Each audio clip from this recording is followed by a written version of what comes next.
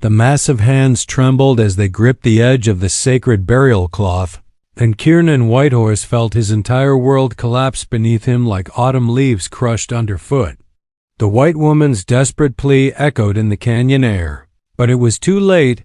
He had already seen what lay beneath the carefully wrapped linen, and the sight had shattered something fundamental in his warrior's heart.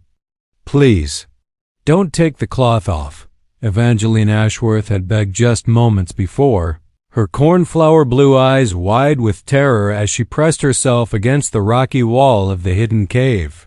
But Kiernan's curiosity had been stronger than her fear, and now he understood why she had hidden herself away from the world for 3 long months. The scars that crisscrossed her once perfect skin told a story more brutal than any war cry, more devastating than any scalping knife. Burns from branding irons formed grotesque patterns across her shoulders and arms, while deep gouges spoke of systematic torture that no human being should ever endure. But it wasn't the physical wounds that made the 7-foot Apache warrior shake like a cottonwood in a storm. It was the look of absolute defeat in her eyes, as if her very soul had been carved away along with her flesh. Kiernan's massive frame, which had struck fear into the hearts of cavalry soldiers and rival tribes alike, now seemed impossibly fragile as he knelt beside the woman who had been haunting his dreams since the day he'd found her unconscious by the creek. His bronzed fingers, steady enough to thread an arrow through a hummingbird's wing at 50 paces, shook uncontrollably as they hovered just inches from her ravaged skin. "Who did this to you?" The words came out as a growl, deep and primal, carrying the weight of mountains and the fury of flash floods. His black eyes, usually as calm as still water, now burned with a fire that could have melted stone. Evangeline pulled the cloth back around herself with desperate haste, her movements sharp and defensive like a wounded animal cornering itself. "It doesn't matter anymore," she whispered, but her voice cracked like thin ice under pressure. "They're dead, all of them. And I should be too." The cave fell into a silence so complete that even the desert wind seemed to hold its breath. Outside, the sun was setting over the New Mexico territory, painting the sky in shades of blood and gold. But inside this hidden sanctuary, darkness had already claimed them both. Kiernan had killed men with his bare hands, had watched his own village burn, had endured the loss of his family to smallpox and soldiers, but nothing had prepared him for the sight of this broken angel who had somehow survived hell itself. He reached out again, not to remove the cloth this time, but to touch her face with a gentleness that seemed impossible from hands that had known only violence. "You are not meant to die," he said, his voice carrying the weight of prophecy. "You are meant to live, to heal, to love again." But Evangeline flinched away from his touch as if it burned worse than the irons that had marked her. And in that moment, Kiernan realized that saving her body would be nothing compared to saving her shattered soul. 3 weeks had passed since the unveiling, and Kiernan found himself walking on ground as treacherous as any battlefield he'd ever known. Each morning, he would leave offerings of food and water at the cave entrance. Along with herbs his grandmother had taught him to gather sage for cleansing, willow bark for pain, and sweetgrass for peace.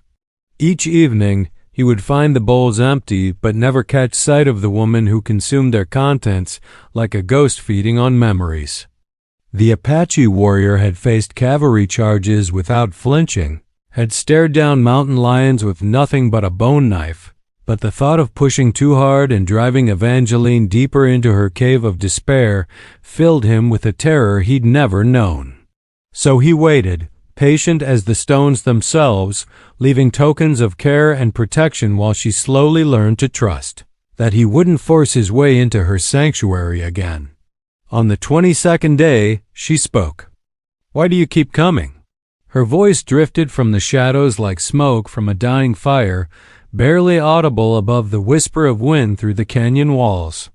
Kiernan had been arranging a small pile of colorful stones he'd found by the river blues and greens and deep purples that caught light like captured stars, when her words stopped his massive hands mid-motion. "Because you are here, he replied simply, not turning around, not making any movement that might spook her back into silence. "And I am here. And that is enough reason."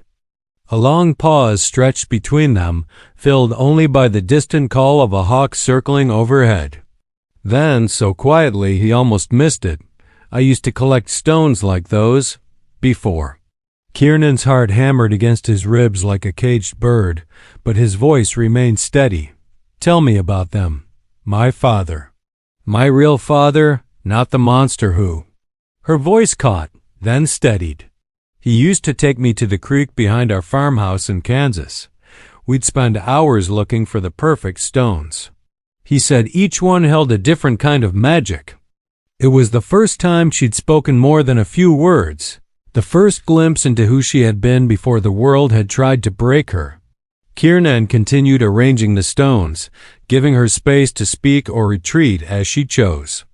"I had jars full of them," she continued, her voice growing stronger with each word, "arranged by color and size and the way they felt in my palm. Mama used to tease that I loved those rocks more than I loved people." A bitter laugh escaped her. "Maybe I should have kept it that way." Kiernan finally turned, moving slowly and keeping his distance. In the filtered light of late afternoon, he could see her silhouette pressed against the far wall of the cave, the burial cloth wrapped around her like armor. "People can be harder to understand than stones," he agreed. "Stones don't lie about their nature. They don't pretend to be smooth when they're sharp." "You're different than I expected," Evangeline said, and for the first time since he'd found her, there was something other than fear in her voice. Curiosity, perhaps. Or hope so fragile it might shatter if examined too closely. "What did you expect?" "A savage. A monster." "That's what they always told us about your people." She paused, then added quietly, "But you're the first person in months who hasn't hurt me. The first person who's been ... kind." Kiernan felt something twist in his chest, a pain different from any wound he'd ever received in battle. "Your people say the same things about mine.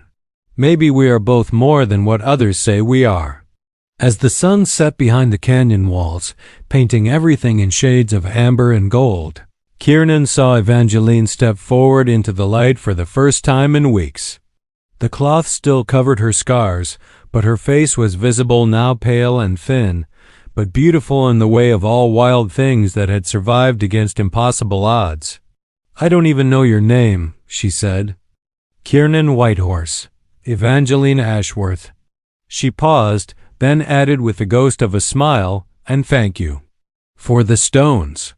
The autumn air carried the scent of changing seasons when Evangeline finally emerged from the cave completely. Kiernan had been tending a small fire outside the entrance, cooking rabbit stew in a pot he'd acquired from an abandoned homestead, when he heard the soft scrape of bare feet on stone. He didn't turn around. He'd learned that sudden movement still sent her retreating like a startled deer, but every muscle in his body went tense with awareness. "It smells wonderful," she said, her voice carrying a note of hunger that went deeper than mere appetite for food. She was hungry for normalcy, for human connection, for all the simple pleasures that had been stolen from her along with everything else. "Sit," Kiernan said gently, ladling stew into a wooden bowl his own hands had carved during the long nights of waiting. "You need to eat more than wild berries and creek water." For the first time in over a month, Evangeline sat beside the fire, though she chose a spot where she could easily retreat to the cave if needed.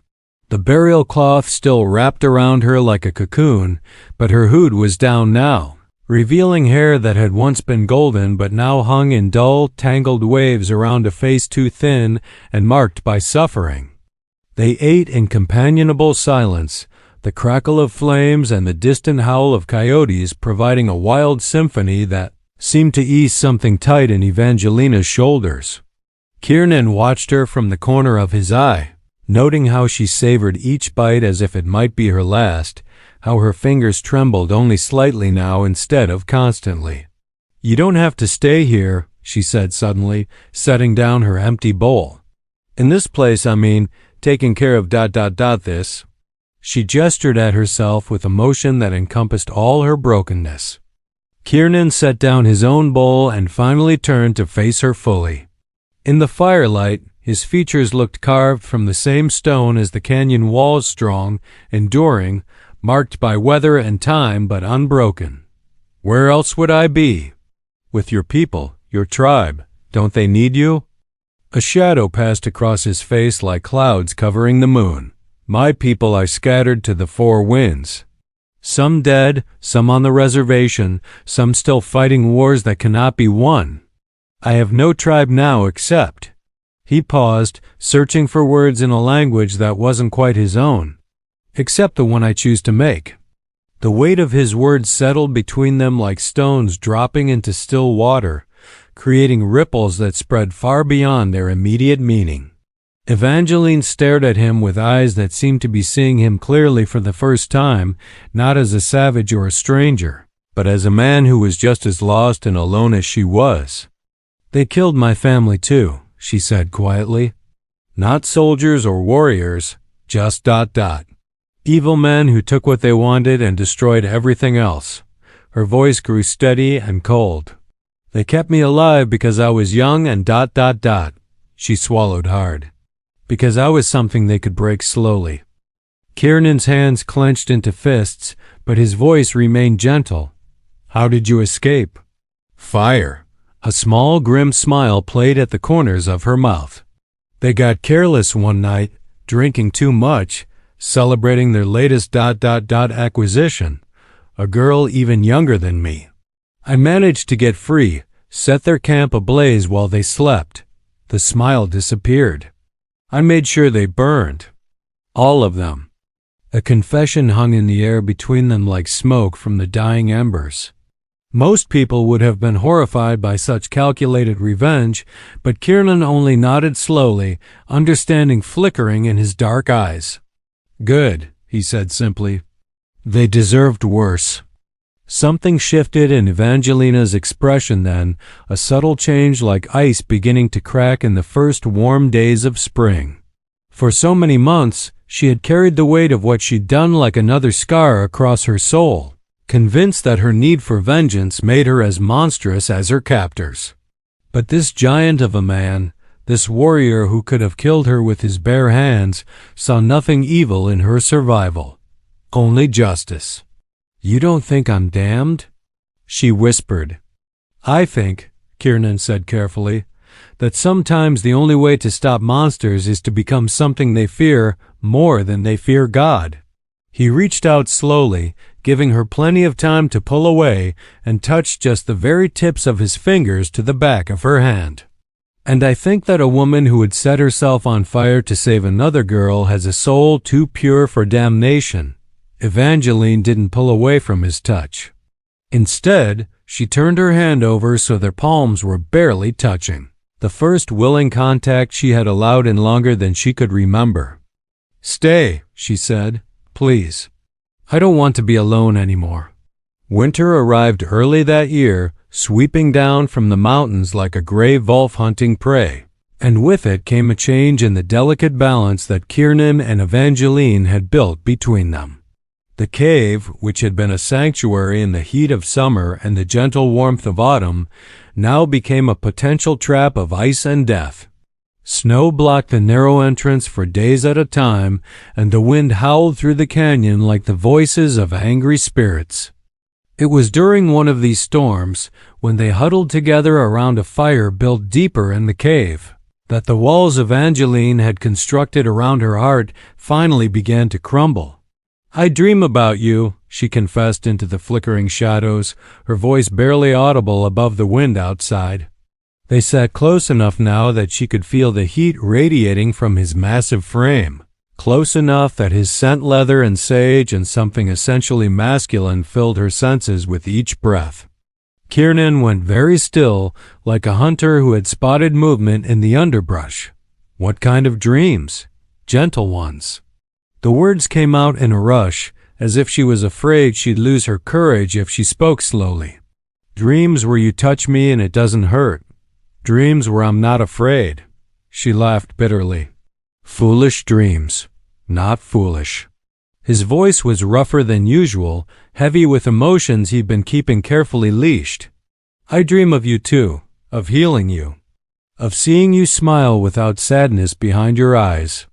The fire popped and crackled between them, sending sparks spiraling up toward the cave ceiling like fallen stars seeking their way home. In that moment, with the storm raging outside and warmth surrounding them within, it felt as if they were the only two people left in the world. "I want to try," Evangeline whispered, "to not be afraid, with you." Her hands were shaking again, but not with fear this time, with hope and desire, and a desperate need for human connection that had been buried so deep she'd thought it was dead forever. Kiernan moved slowly, carefully, as if approaching a wild creature that might bolt at any sudden motion. His huge hands, scarred from years of warfare and survival, reached up to frame her face with a tenderness that would have seemed impossible from someone so powerfully built. "We go at your pace," he murmured, his thumbs tracing the sharp angles of her cheekbones. "Always. If you need to stop, we stop. If you need to run, I will let you run and be here when you come back." Tears spilled down her cheeks then, hot and cleansing as summer rain. No one had ever offered her that kind of control before, that kind of safety. Her captors had taken her choices along with everything else, but this man, this warrior who could break her in half without effort, was giving her power over their shared intimacy. "Kiss me," she breathed, the words barely a whisper but carrying the weight of absolute trust. Kiernan's lips touched hers with the softness of butterfly wings, a mere brush of contact that sent fire racing through her veins. Not the fire of pain and fear that she associated with touch, but something warm and golden and healing. She leaned into the kiss, her hands coming up to rest against his broad chest, feeling the steady thunder of his heartbeat beneath her palms. When they finally parted, both breathing hard, Evangeline looked into his eyes and saw something that made her heart skip beats like stones across water. "You love me," she said, wonder and disbelief warring in her voice. "Yes," Kiernan replied without hesitation. "From the first moment I saw you by the creek. Even broken, even afraid, even wrapped in deathcloth, you were the most beautiful thing I had ever seen." She kissed him then, putting all her gratitude and growing trust into the connection between their lips. Outside, the storm continued to rage, but inside their small circle of warmth and light, something new was being born, fragile as a seedling pushing through frozen ground, but alive and reaching toward the sun. "Show me," she whispered against his mouth. "Show me what love feels like." And in the dancing shadows of firelight, with infinite patience and tender care, the giant Apache warrior began to teach the broken woman how to trust in touch again, how to find pleasure instead of pain in the joining of two souls who had both survived the unsurvivable. The storm had passed by morning, leaving the world outside their cave transformed into a crystal palace of ice and snow. But the real transformation had taken place within the stone walls where Kiernan and Evangeline lay entwined beneath buffalo robes, their bodies fitting together as if they'd been carved from the same piece of wood by a master craftsman. Evangeline woke first, her heart hammering with the instinctive panic that had greeted every dawn for months.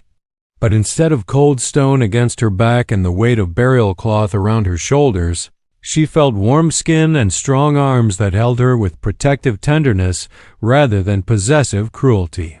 The scent that filled her nostrils was sage and leather and the musky sweetness of their lovemaking, not the sour stench of unwashed captors and their violent desires. "You're safe," Kiernan's voice rumbled against her ear, deep and sleep-roughened but instantly alert to her distress. His massive hand stroked down the length of her spine, tracing the scars there not with disgust or pity, but with reverence, as if each mark was a badge of honor rather than shame. "I know," she whispered, and for the first time in longer than she could remember, the words were completely true. She did know.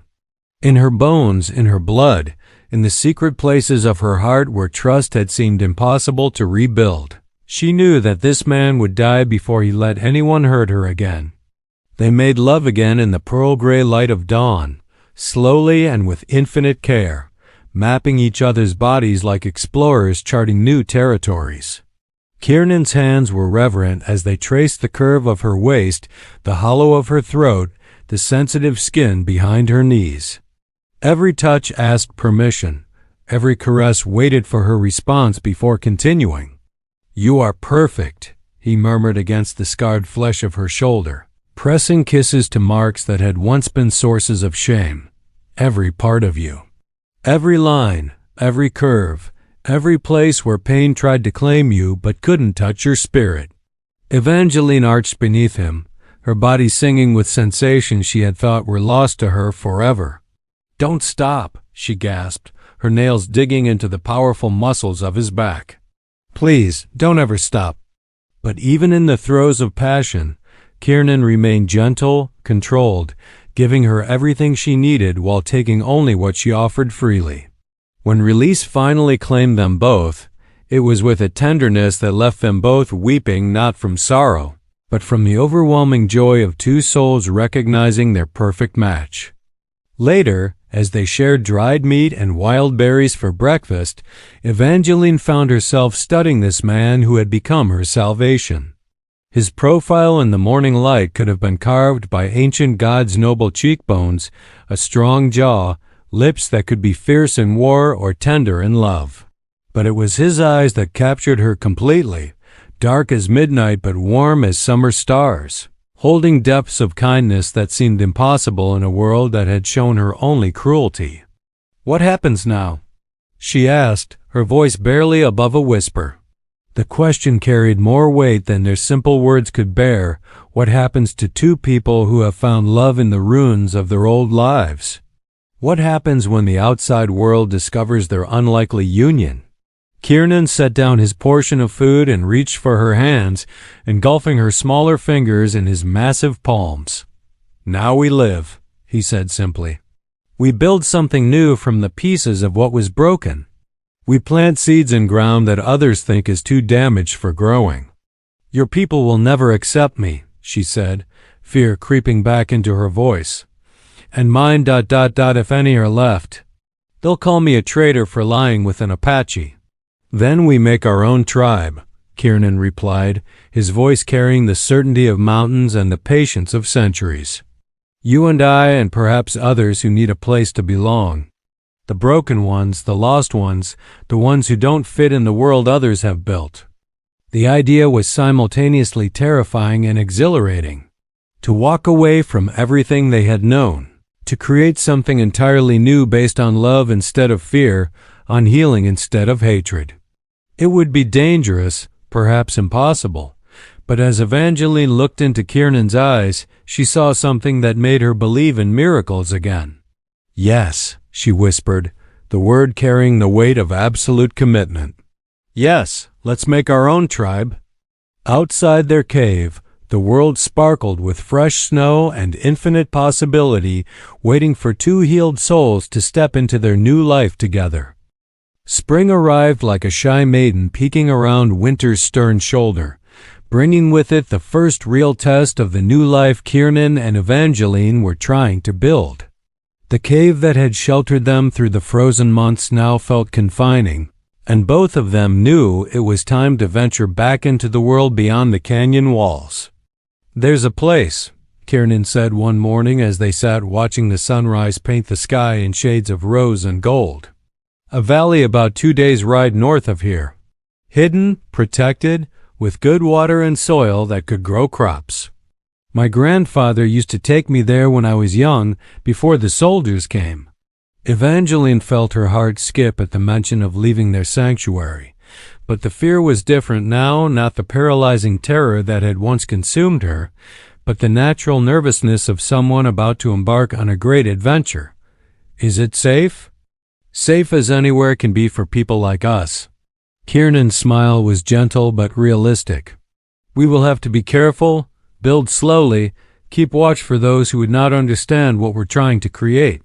They spent the following days preparing for the journey, gathering supplies and making plans that seemed simultaneously impossible and inevitable. Kiernan had contacts other outcasts and wanderers who might be willing to help him establish their new settlement. Evangeline contributed her own knowledge, skills learned in her father's farmhouse that could be adapted to their new life. "I can read and write," she told him as they packed their few belongings. "I can teach others, keep records, help with negotiations if we need to trade with towns or other settlements." Kiernan paused in his work to look at her with an expression of profound admiration. "You continue to amaze me." A warrior woman disguised as a broken bird. "Not broken anymore," Evangeline replied, and the confidence in her voice surprised them both. "Scarred, yes. Changed, certainly. But not broken." The journey to the hidden valley took 3 days instead of 2. As they traveled carefully to avoid main trails and settlements where their unlikely pairing might draw unwanted attention. But when they finally crested the ridge and looked down into the green bowl of land nestled between protective hills, both of them knew they had found home. A clear stream wound through the center of the valley like a silver ribbon, fed by springs that would never run dry. Ancient oaks provided shade and shelter, while open meadows stretched out perfect for crops and grazing animals. Caves in the hillsides offered storage and protection, while the high walls around the valley created a natural fortress that could be defended if necessary. "It's perfect," Evangeline breathed, her eyes shining with tears of joy rather than sorrow for the first time in over a year. They spent their first week in the valley simply exploring, marking the best sites for a house and gardens, planning where to dig wells and build corrals. But their most important discovery came on the 5th day, when they found signs that they were not the first to see this place as a refuge. "Someone else has been here recently," Kiernan said, kneeling beside the cold ashes of a campfire. "Within the last few months." Evangelina's hand instinctively went to the knife at her belt, one that Kiernan had given her and taught her to use with deadly efficiency. But before fear could take hold, a voice called out from the trees, "Don't be afraid. We mean no harm." A woman emerged from the forest, her skin the deep bronze of mixed heritage, her clothes practical and well-maintained despite obvious long travel. Behind her came a man with pale skin marked by old scars, leading a horse with careful, deliberate movements that spoke of recent injury. "I am Zara Brightwater," the woman said, approaching with hands visible and empty. "This is my husband, Marcus. We've been looking for a place to settle, somewhere people like us can live in peace." "People like us?" Kiernan asked, though his stance remained relaxed. He had already assessed the newcomers as refugees rather than threats. Marcus stepped forward, and Evangeline saw that his scars told a story of survival against impossible odds, much like her own. "A Cherokee woman and a former Union soldier who deserted rather than participate in massacres," he said quietly. "We don't fit in either of our worlds anymore." "Then perhaps," Evangeline said, stepping up beside Kiernan and feeling the rightness of the moment settle into her bones like coming home, "we can build a new world together." The 4 of them stood in the afternoon sunlight, surrounded by the beauty of their chosen refuge, and made the kinds of plans that would have seemed impossible just months before. A place where love could triumph over hatred, where healing could overcome history, where people could be judged by their hearts rather than their heritage. It was the beginning of something beautiful and dangerous and completely unprecedented, a community built on acceptance rather than exclusion, on hope rather than fear. By midsummer, their hidden valley had transformed from an empty refuge into the beginning of something unprecedented in the territorial lands of New Mexico. Word had somehow spread through the network of outcasts and wanderers that existed in the spaces between established settlements, and others had begun to arrive seeking sanctuary. There was old Pete, a former Buffalo soldier whose dark skin and gray hair told stories of battles fought for a country that would never fully accept him. He brought with him skills in metalworking and a laugh that could chase away the darkest moods. Following close behind came Maria Santos, a Mexican woman whose husband had been killed by both Apache raiders and white settlers. leaving her nowhere safe to raise her 2 young children except in this valley where such distinctions seem to matter less than a person's character. "We're going to need more houses," Evangeline said one evening as she and Kiernan sat on the porch of their own newly completed cabin, watching Maria's children play with carved wooden horses that old Pete had crafted for them. The structure behind them was a testament to their merged cultures, built with Apache techniques for maximum harmony with the land, but incorporating elements of design that Evangeline remembered from her family's farm in Kansas. "Zara thinks she knows where we can get lumber without drawing too much attention," Kiernan replied, his massive frame relaxed in a chair that Marcus had built specifically to accommodate his size. "There's an abandoned sawmill about 30 miles southeast near a played-out mining town. If we can get wagons there and back without running into patrols... Their conversation was interrupted by the sound of approaching horses, and both of them tensed automatically. New arrivals were always a cause for caution. Not everyone who found their way to the valley would be suitable for the kind of community they were trying to build. But the riders who emerged from the tree line brought smiles instead of worry. Leading the group was a woman Evangeline recognized from Kiernan's descriptions, Ayanna Redbird, his cousin and one of the few members of his extended family still alive. Behind her rode a man whose bearing marked him as a former soldier, though his uniform had long since been replaced by civilian clothes that couldn't quite hide his military posture. "Cousin," Ayanna called out in Apache, her voice carrying both joy and exhaustion. "We heard rumors of a place where the lost could find family."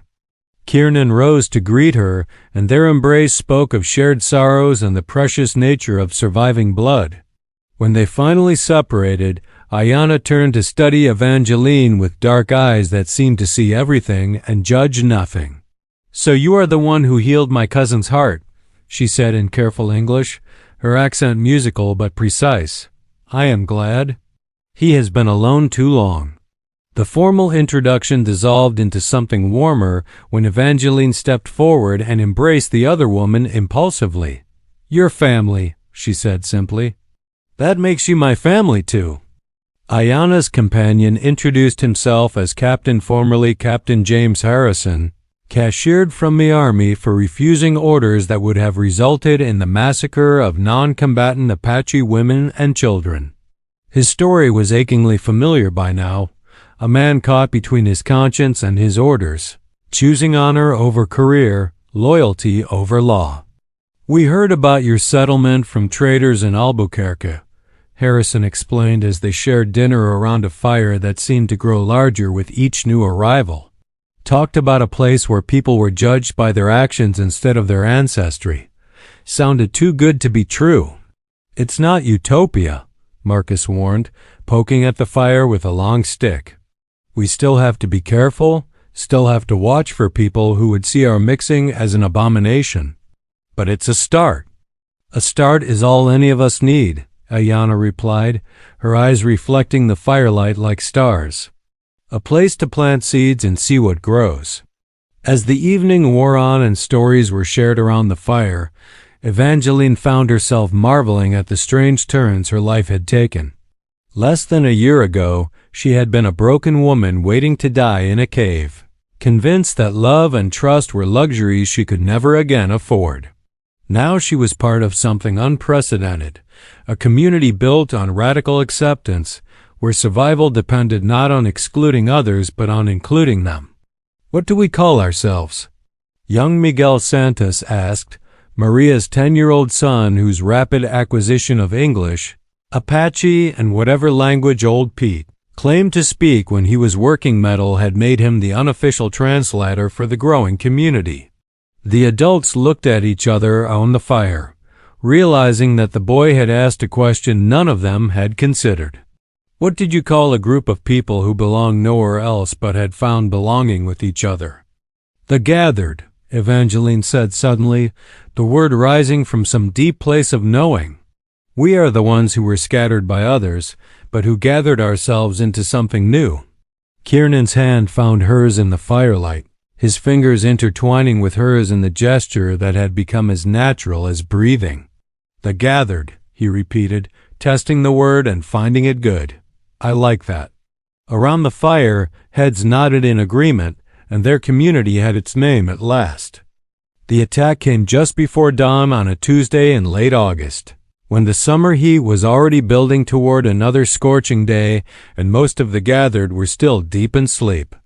Evangeline woke to the sound that had haunted her nightmares for months, the thunder of horses' hooves approaching at a gallop, accompanied by the harsh shouts of men intent on violence. "Raiders," Kiernan growled, rolling out of bed with the fluid grace of a born warrior despite his massive size. He was already reaching for the rifle propped against the wall, his movements economical and deadly calm in the way that had kept him alive through countless battles. Through their cabin window, Evangeline could see torches moving in the pre-dawn darkness like angry fireflies, hear voices she recognized with sick certainty as belonging to the kind of men who had once held her captive. Not the same men, those were ashes scattered on a distant wind, but cut from the same violent cloth. "The children," she gasped, thinking immediately of Maria's 2 boys and the infant daughter that Zara had given birth to just 6 weeks earlier. "Already being moved to the caves," Kiernan assured her, checking his weapons with practiced efficiency. "Ayana and Marcus have the evacuation plans running." Indeed, through the chaos outside, Evangeline could see the shadowy figures of their friends moving with purpose rather than panic.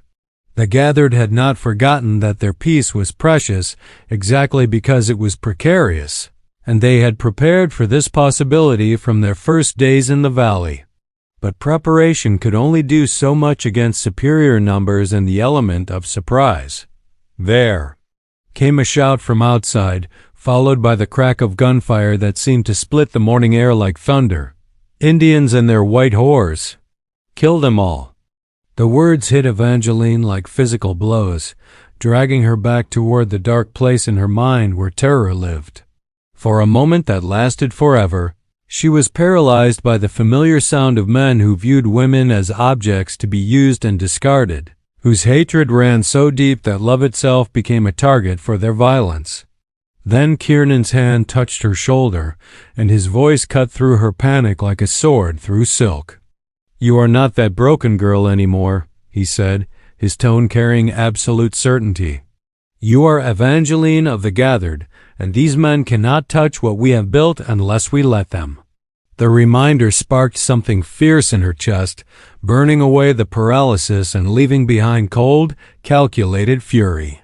These raiders threatened not just her life, but the lives of people who had become family, the community that had grown from the ashes of their individual tragedies into something beautiful and unprecedented.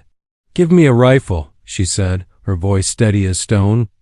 The battle that followed was brief but vicious, with the gathered fighting from prepared positions while their attackers floundered in unfamiliar terrain. Old Pete's military experience proved invaluable in directing their defense, while Kiernan and Harrison moved through the trees like deadly shadows, picking off raiders who thought they were hunting sheep only to discover they had cornered wolves instead. But it was Evangeline who ended the conflict, appearing suddenly in the camp of the raider leader, a man whose scarred face and missing eye spoke of a lifetime spent inflicting suffering on others. With her knife pressed against his throat and her voice carrying the kind of quiet menace that made hardened killers reconsider their life choices. "Call off your men," she said, her blade drawing a thin line of blood as he tried to speak. "Call them off and ride away, or I will gut you like the pig you are and leave your entrails for the buzzards." The raider leader, a man called Crenshaw, who had built his reputation on terrorizing defenseless homesteads, found himself staring into eyes that held no trace of the fear he was accustomed to inspiring. This was not some cowering farm wife or terrified saloon girl. This was a woman who had walked through hell and emerged on the other side with her soul intact and her capacity for violence honed to a razor's edge. "You're bluffing," he wheezed, but his voice lacked conviction. Evangelina's smile was winter cold and sharp as broken glass. "Am I? Ask yourself this: what kind of woman ends up living with Apaches in a hidden valley?" The kind who begs for mercy, or the kind who burns her enemies alive in their sleep? The truth in her words, combined with the absolute stillness of her hands and the death in her eyes, finally penetrated Crenshaw's arrogance. He had survived as long as he had by recognizing predators, and he was suddenly, sickeningly aware that he was no longer the apex predator in this encounter. "All right," he croaked. "All right, we'll go. Just put the knife down." "Right out," Evangeline commanded, not moving the blade even a fraction. "All of you. If I see any of your men again, if I hear of you bothering any settlement within 100 miles of here, I will hunt you down personally and show you exactly what I learned from the men who tried to break me." The retreat was swift and complete, with Crenshaw's raiders abandoning their assault as if the very ground beneath them had caught fire. Within an hour, the valley was quiet again except for the normal sounds of morning birds singing, children playing, and the steady rhythm of a community that had defended itself and survived. "You were magnificent," Kiernan told her later as they tended to the minor wounds their people had sustained in the fighting. His eyes held a mixture of pride, admiration, and something deeper that made her heart skip beats. "I was terrified," Evangeline admitted, cleaning a graze on old Pete's arm while the former soldier regaled Maria's boys with increasingly embellished accounts of the battle, but not of them. "I was afraid of losing all of you, everything we've built." "That fear," Ayanna said from where she sat nursing her infant daughter, "is what makes you strong. Fear for others is courage. Fear for yourself is just survival." As the day wore on and word spread through their network of contacts that the gathered had successfully defended their valley, Evangeline realized that something fundamental had shifted in their small community. They were no longer just a group of refugees hiding from the world. They had become a force to be reckoned with, a place where love was protected by strength and peace was maintained by the willingness to fight for it. The trial by fire had not destroyed them. It had forged them into something stronger, more unified, and more dangerous to those who would prey on the innocent. 5 years had transformed the hidden valley from a desperate refuge into something approaching a proper town, complete with a school where Evangeline taught reading and arithmetic to children whose heritage spanned 3 cultures, a church where old Pete preached sermons that combined Christian faith with Apache wisdom and Mexican Catholic traditions, and a trading post that did quiet but profitable business with merchants brave enough to venture into the mountains. The gathered now numbered 43 souls, including children born in the valley, who would grow up knowing that love could transcend any boundary that hatred tried to impose. There was talk of incorporation, of official recognition, though everyone understood that such legitimacy would bring scrutiny they might not survive. "The territorial governor is asking questions," Harrison reported at the weekly council meeting held in the community hall that Marcus had designed and everyone had helped build.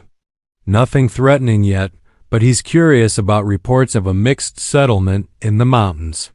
"Let him be curious," old Pete replied with the confidence of a man who had stared down cavalry charges and lived to laugh about it. "We pay our taxes through the trading post, we don't raid or steal, and we mind our own business. That's more than can be said for half the white settlements in the territory." Evangeline listened to the discussion while bouncing 2-year-old Anna Whitehorse on her knee, her daughter, hers and Kiernan's, a beautiful child with her father's dark eyes and her mother's golden hair, who would grow up bilingual and beloved by an entire community of aunts and uncles who had chosen to be family. "The question," she said when the debate paused, "is not whether the outside world will eventually notice us. The question is what we do when that happens." Kiernan nodded from his seat beside her, his massive frame somehow made gentle by the sleeping infant son cradled against his chest. Little Joseph was only 3 months old, but already showed signs of inheriting his father's size and his mother's stubborn determination. "We've proven that this works," Ayanna added, gesturing around the room at faces that reflected every possible combination of heritage and history. "People can live together in peace if they choose love over fear." Maybe it's time to stop hiding that light under a basket. The idea was both terrifying and exhilarating to step fully into the world and declare that their way of life was not just possible but preferable to the hatred and division that dominated so much of the frontier. It would mean giving up the security of their hidden valley, but perhaps gaining something more valuable, the chance to plant seeds of change in ground that desperately needed tending. "There's a railroad coming through," Marcus said quietly. "The Denver and Rio Grande. They're going to need suppliers, workers, people willing to settle the towns that will grow up along the line." He paused, looking around the room at faces he had come to love like family. "We could be one of those towns, official, legitimate, a place where anyone could come and be judged by their character instead of their bloodline." The discussion that followed lasted long into the night, with voices raised in passion and concern, dreams shared and fears acknowledged. But in the end, the decision was inevitable. They had always been people who chose the harder path because it led to something better. 6 months later, the first official census of Harmony, New Mexico, recorded a population of 49 residents representing 7 different cultural backgrounds and speaking 4 languages fluently, with more being learned daily. The town was noted by territorial officials as remarkably peaceful and prosperous despite its unusual demographics. The railroad brought new challenges and new opportunities, along with settlers who were sometimes puzzled by their neighbors, but who learned quickly that acceptance was not just encouraged in Harmony, it was required. Those who could not adapt to the town's philosophy of radical inclusion found themselves politely but firmly encouraged to seek their fortunes elsewhere. On a warm evening in September, as the town celebrated its first official harvest festival with music that blended Apache drums, Mexican guitars, and Pete's surprisingly melodic harmonica, Evangeline stood with Kiernan on the porch of their expanded house and marveled at the miracle they had all created together. "Do you ever miss it?" Kiernan asked, his arm around her waist as they watched their children play with the other young ones in the gathering dusk. "The simplicity of when it was just us against the world?" Evangeline considered the question seriously, watching Anna chase fireflies while Joseph gurgled contentedly in his father's arms. Around them, the sounds of their community settling into evening created a symphony of belonging laughter and conversation in multiple languages, the clink of dishes being cleared, the soft lullabies being sung to sleepy children. "No," she said finally, her voice carrying the certainty of absolute truth. "This is what we were meant to build. Not just a place to hide, but a place to shine. A place where love won." As if in response to her words, Anna ran up to them with her small hands full of captured light, her face glowing with joy and innocence that would have seemed impossible in a world that had tried so hard to break her parents. "Look, Mama," she cried in the mixture of English and Apache that was her natural tongue. "I caught the stars." And indeed, watching the fireflies dance between her tiny fingers while the real stars began to appear in the darkening sky above their valley of peace, it seemed to Evangeline that her daughter had captured something far more precious than light. She had captured hope itself, and the promise that love could indeed conquer all if given room to grow. In the years that followed, Harmony would become known throughout the territory as a place where the impossible became routine, where people came to heal and stayed to build, where children grew up believing that differences were gifts rather than obstacles. It would send teachers and doctors and peacemakers out into the wider world, carrying the seeds of acceptance to places that desperately needed them. But on that first harvest evening, as Kiernan and Evangeline held their children and watched their friends celebrate the life they had all built together, they knew only that they had survived the unsurvivable and found love in the ruins of their old lives. They had taken the pieces of their broken hearts and built something beautiful, something lasting, something that would endure long after their own stories became legends told around fires in a valley where love had learned to speak in every language and wear every face. They were the gathered, and they were home.